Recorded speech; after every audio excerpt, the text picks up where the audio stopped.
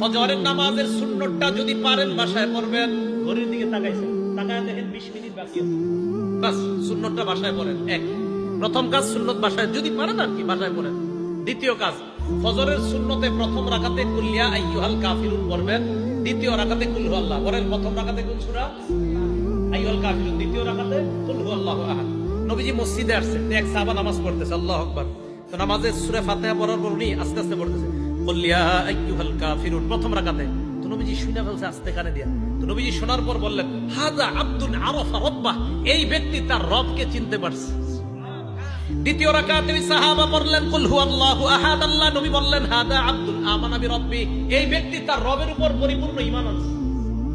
এজন্য আজকে থেকে আমলটা মনে রাখবেন, ফজরের সুন্নতে প্রথম রাকাতে কুল ইয়া আইয়ুহাল কাফিরুন, দ্বিতীয় রাকাতে কুল হুয়াল্লাহ।